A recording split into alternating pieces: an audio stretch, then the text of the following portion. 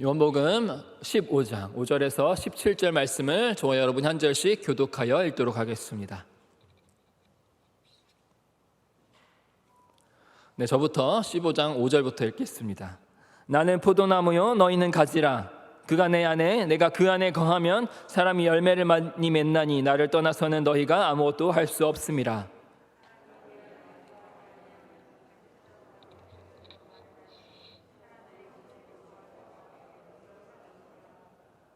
너희가 내 안에 거하고 내 말이 너희 안에 거하면 무엇이든지 원하는 대로 구하라. 그리하면 이루리라.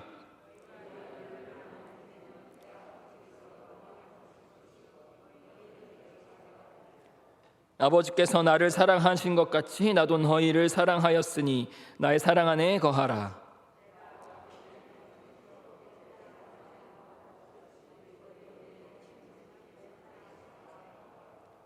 내가 이것을 너희에게 이름은 내 기쁨이 너희 안에 있어 너희 기쁨을 충만하게 하려 함이라.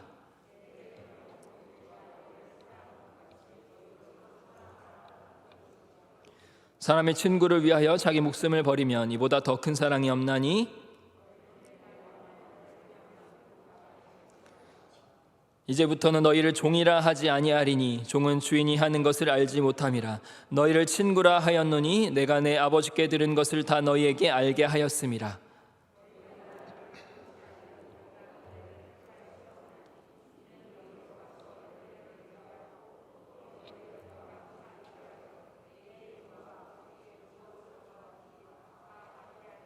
함께 읽습니다. 내가 이것을 너희에게 명함은 너희로 서로 사랑하게 하려 함이라. 아멘.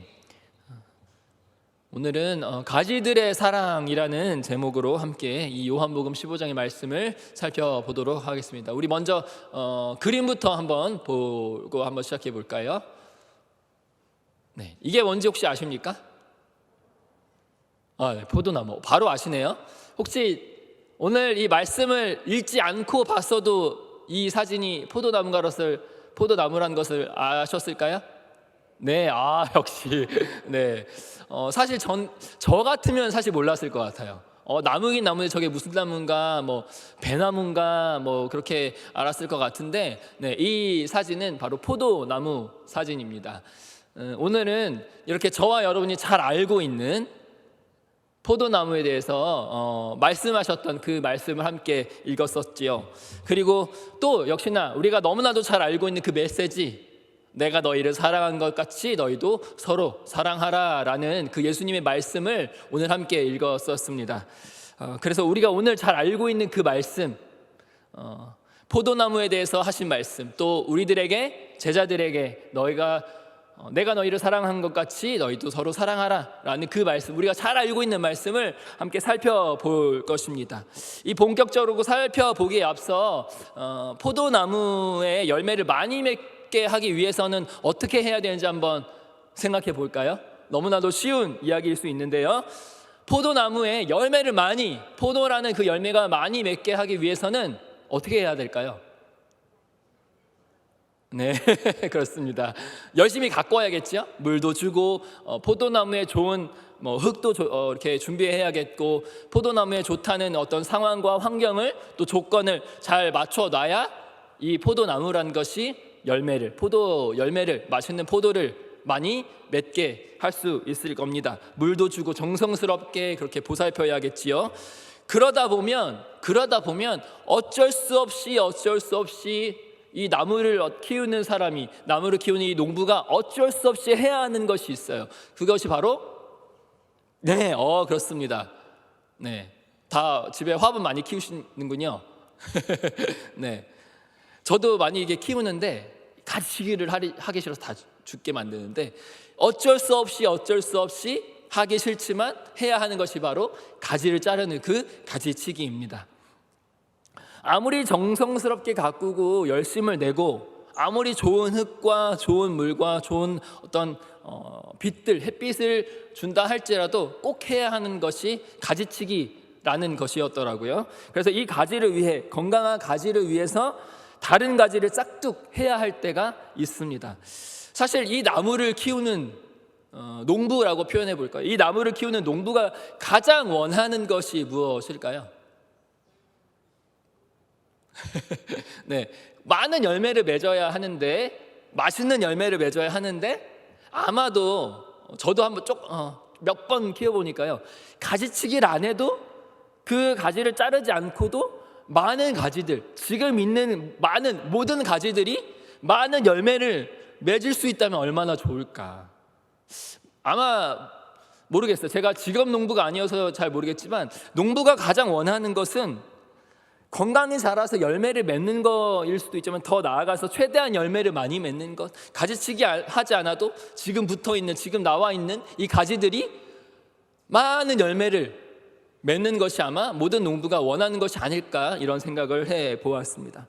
그래서 가지치기 되지 않은 그런 지금 많은 달려있는 모든 가지가 깨끗하고 건강함을 원하는 것이 아마 농부의 마음이 아닐까, 저는 생각해 봤습니다. 오늘 우리가 함께 읽었던 이 요한복음 15장 이 본문에서는 예수님께서 하나님 아버지는 농부시다, 그리고 나는 포도나무다, 그리고 너희는 가지다 라고 말씀을 하셨지요.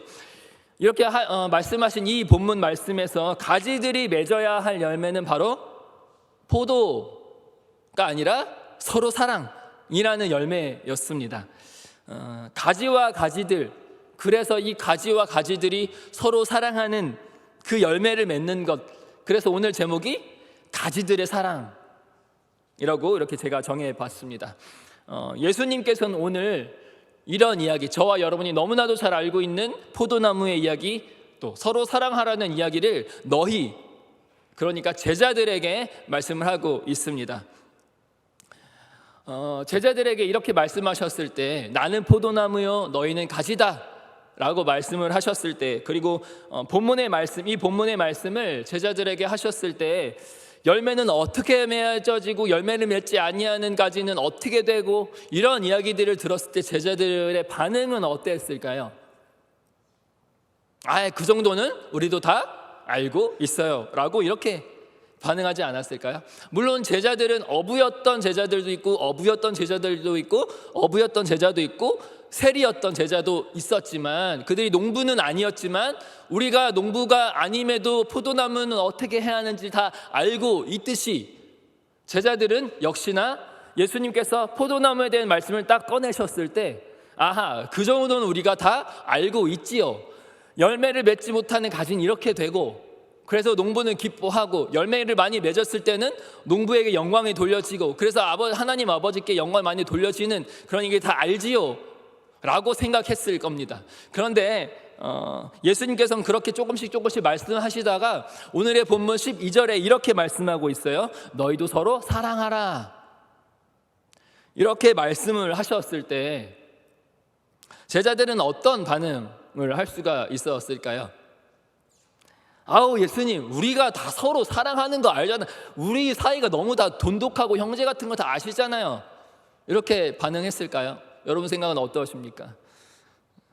예수님께서 포도나무에 대해서 누구나 다 알고 있는 그런 말씀을 가르치시면서 내뱉었던 말씀이 바로 너희도 서로 사랑해라 라는 말씀을 하셨을 때, 아무렇지도 않게 제자들이 들었을까요? 아니면 하고 뜨끔하며 들었을까요?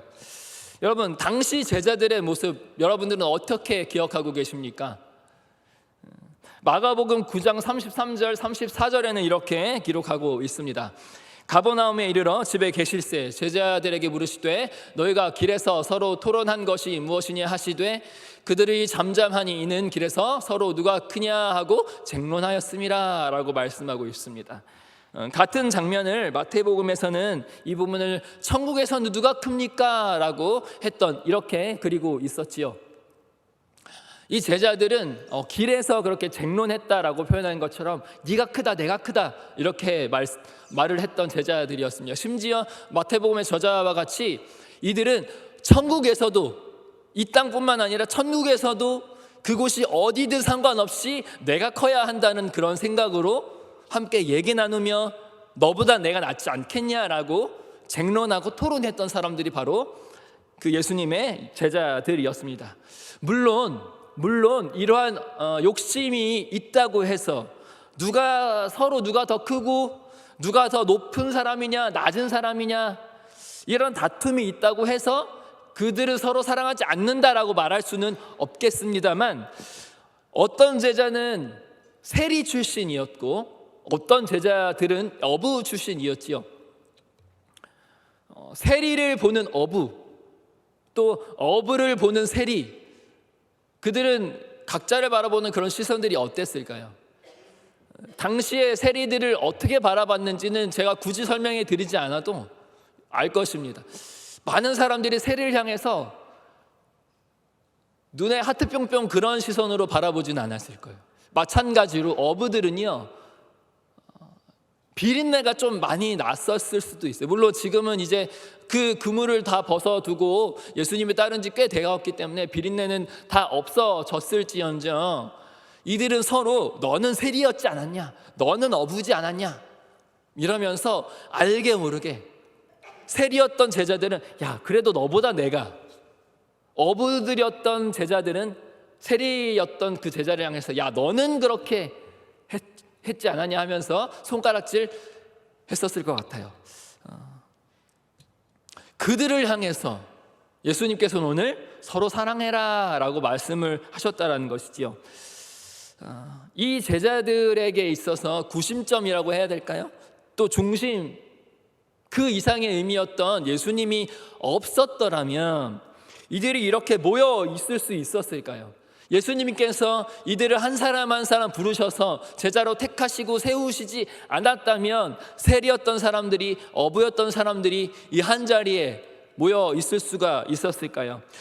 어쩌면 그래서 예수님은 5절에 이렇게 말씀하셨을지도 모르겠습니다.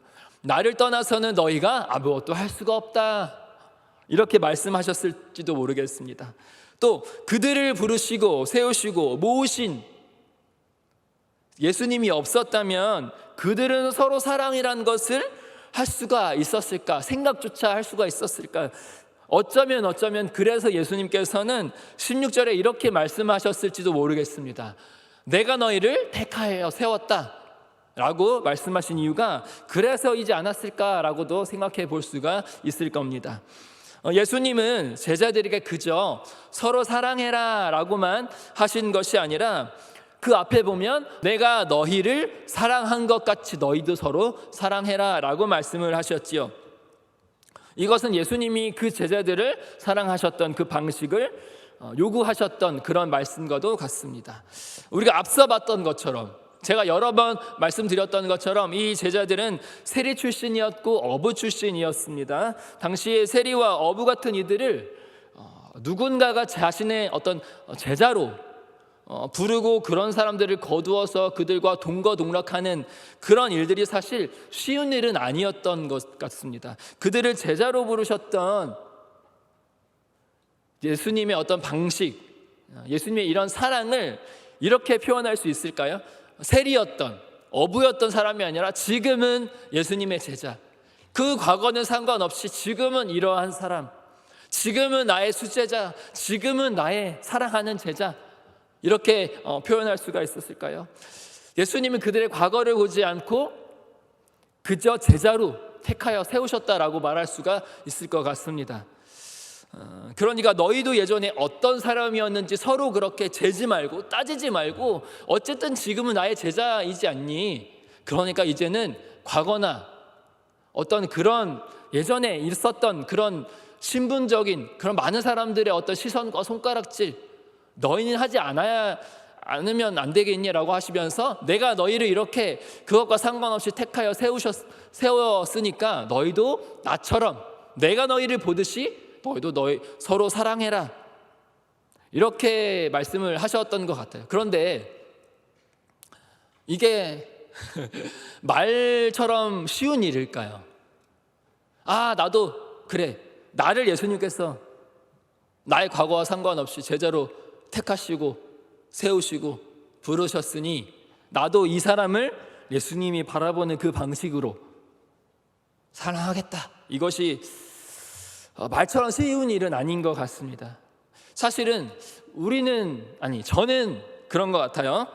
제자들처럼 그렇게 따지기를 좋아하고 어찌 보면 도토리 키재기일 수 있을 그런 상황과 그런 상대의 그 순간, 그 사이에서도 쟤보다는 내가 좀 낫지, 쟤보다는 내가 좀 더 잘하지, 또 쟤는 과거에 이런 사람이었는데 어떤 사람이었는지, 과거에 어떤 사람이었는지를 그렇게 들쑤시기를 좋아하는 사람이라고 우리가 아닌가, 그런 생각을 저는 해봅니다. 그런데 예수님의 이 말씀, 이러한 가르침, 이렇게 과거를 따지지 않고 이제는 나의 제자들이니 너희가 서로 사랑해라 라고 말씀하셨던 이 제자들을 택하여 세움받은 그 사람을 존중하여 너희가 서로 사랑해라, 우리가 서로 사랑합니다 라고 말할 수 있어야 한다라는 그것을 제자들이, 오늘 이 요한복음 15장의 말씀을 듣고 제자들이 이러한 모습으로 산다면 어떠한 일이 일어나는지 혹시 아십니까?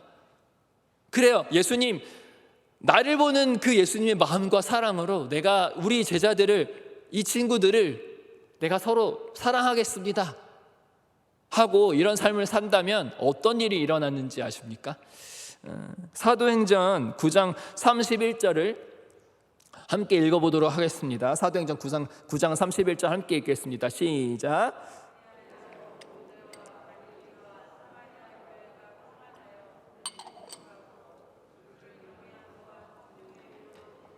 수가 더 많아지니라.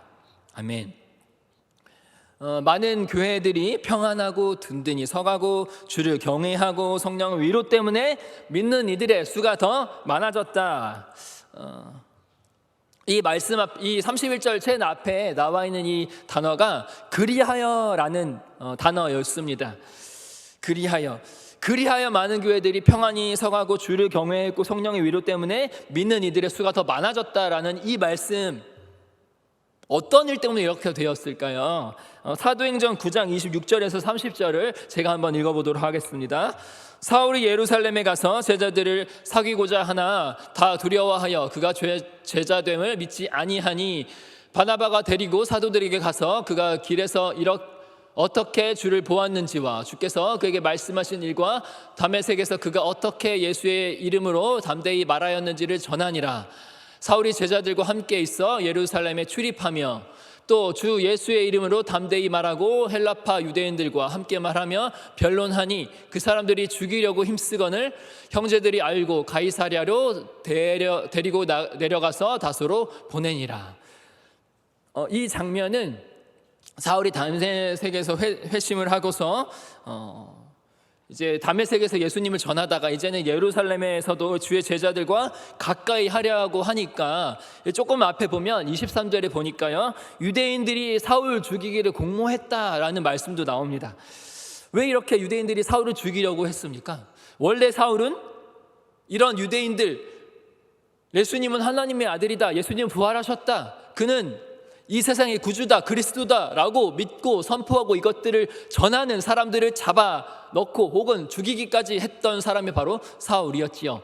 그런데 이제는 이 사울이 회심하고 나도 이제 주님을 전하는, 주님의 택하신 그릇입니다 하며 그렇게 하나님 같이 예수님의 그 이름을 전하는데, 그런 사울의 모습을 보면서 어떤 사람들은 그래, 이 사울은 주께서 택하신 그릇이다라고 하며 함께 주님의 그 교회 공동체로 함께 이끌려고 했으나, 많은 유대인들은 이런 사울을 믿지 못하고 아하, 이놈 보세, 또 이 교회 안에 들어와서 더 많은 우리의 믿음의 동료들을, 믿음의 친구들을 또 잡아 죽이거나 이렇게 우리들을 괴롭게 하려고 이렇게 오는 거 아닐까라고 하면서 이 사울을 죽이려고 공모까지 하고 있던 상황. 그런데 26절부터 30절에 보면요, 많은 제자들, 많은 교회 안의 공동체, 그 사람들이, 많은 사람들이 죽이려고 했던 이 사울을, 많은 사람들이 믿지 못했던 사울을 입에 다 담아두기도 어려운 이런 과거를 갖고 있던 사울이 우리 안에, 우리 이 공동체 안에 들여오려고 할 때 많은 사람들이 어려움과 시련과 아픔들을 극복하고서 이 사울을 도와주고, 때로는 성벽에서 이렇게 줄을 달아내려서 도와주기도 하고, 밤에 낮에 몰래 온 힘을 다해서 물심양면으로 이렇게 사울을 도와주는 장면이 사도행전 9장 뒤쪽에 우리가 함께 제가 읽었었던 그 말씀 안에 나와 있지요. 또 더 나아가서 바나바를 비롯한 많은 사도들과 제자들이 그 사울을 변호하기도 했습니다. 이런 사람들, 사도들과 이 제자들은 이 사울을 보면서 과거를 봤던 것이 아니라 이제는 예수님께서 쓰시려고 준비시켜 놓은 그릇이었던 사울을 오늘의 말씀의 표현대로 택하여 세우신 그런 제자 사울이라고 바라보고, 이 사울을 위해서 이런 많은 것들을 극복하며 이 한 사람, 과거에는 어떠했을지 모르다 이제는 이렇게 교회 안에, 교회라는 이 공동체 안에 들어오려고 하는 이 한 사람을 위해서 이렇게 하니까 어떻게 됐다고 31절에 말하고 있다고요? 그리하여 온 유대와 갈릴리와 사마리아 교회가 평안히 든든히 서가고 주를 경외함과 성령의 위로로 진행할 수가 더 많아졌다라고 말씀하고 있는 것입니다. 마치 예수님께서 제자들의 과거를 보지 않으시고 택하여 세우셨던 것처럼 사울의 과거를 보지 않고 예수님께서 택하시고 세우신 사람이라는 것을 신뢰함으로, 그래서 예수님이 나를 사랑하시듯 이 사람도 역시 사랑하는 것, 오늘의 이 요한복음 15장의 이 표현대로 내가 너희를 사랑한 것처럼 내가 너희의 과거 모든 죄들을 다 씻고 새로운 나의 제자로 받아주고 이제는 너희와 함께 이렇게 거하는 것처럼 이 한 사람을 향해서 그렇게 너희도 서로 사랑할 수 있어야 한다라는 이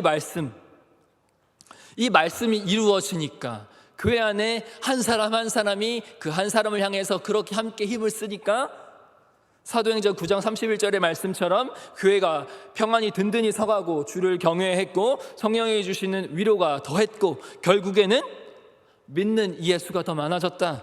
그러니까요, 오늘 말씀처럼 서로 사랑이라는 열매를 맺으니까요, 열매를 많이 맺으니까요, 서로 사랑하냐는 그 열매를 맺으니까요, 더 많은 열매가, 더 가지들이 더 건강해져서 더 많은 열매를 맺었다라는 말씀이 이렇게 기록되고 있습니다. 그렇다면 우리도 저와 여러분도 이렇게 우리 공동체 안에 있는 서로를 향해 사랑을 할 수가 있겠지요. 아멘. 자, 그런데 문제는요, 이렇게 예수님의 사랑, 예수님께서 우리들을 어떻게 사랑하셨는지를 알고 있는, 보고 배운 경험이 있는 그런 우리 공동체 안에서는 함께 서로 도와주며 협력하며 이런 사랑을 나누며 조금은 부족해도 조금은 별로여도 사랑할 수가 있는데요, 이 공동체 밖을 나아갔을 때 이 밖에서도 우리는 그러한 사랑을, 예수님의 사랑을 모르는 이들을 향해서 그 예수님의 사랑을 나타낼 수가 있을까요? 우리를 가지로 부르신 하나님께서 우리에게 서로 사랑하라 라고 하셨던 그 말씀은요, 우리 안에 사랑이 넘쳐나도록 하신 것이지요. 하지만 더 나아가서 그 사랑, 그러니까 내가 너희를 사랑한 것 같이 사랑하라고 하셨던 것은요, 내가 너희를 사랑한 것 같이 라는 그 말씀, 그러니까 예수님의 사랑을 우리에게 가르치셨다라는 그 의미가 아니겠습니까? 내가 너희를 이렇게 사랑했다 라는 것을 우리에게 가르쳐 주셨다라는 말씀이죠. 그러니까 내가 사랑했듯 너희도 그렇게 하라는 것은요, 너희도 그 사랑을 하라에서 더 나아가서 너희도 그 사랑을 가르쳐라 라고 말씀을 하시는 것이지요. 그러니까 너희가 서로 사랑해라는요, 사랑을 함에만 초점이 맞춰져 있는 것이 아니다라는 것입니다. 예수님과 제자들 당시 한번 그때 당시의 시대를 우리가 한번 떠올려 볼까요? 많은 우리의 많은 떠올릴 수 있는 장면들이 있을 텐데, 로마 제국의 지배를 받고 이런 시대적인 상황들도 많이 우리가 떠올려 볼 수가 있을 텐데, 그 중에 하나 율법주의라고 저는 한번 꺼내보고 싶습니다. 당시 종교 지도자들 혹은 당시 주류를 이루고 있었던 많은 사람들은요, 율법주의에 푹 빠져있던 사람들이었습니다.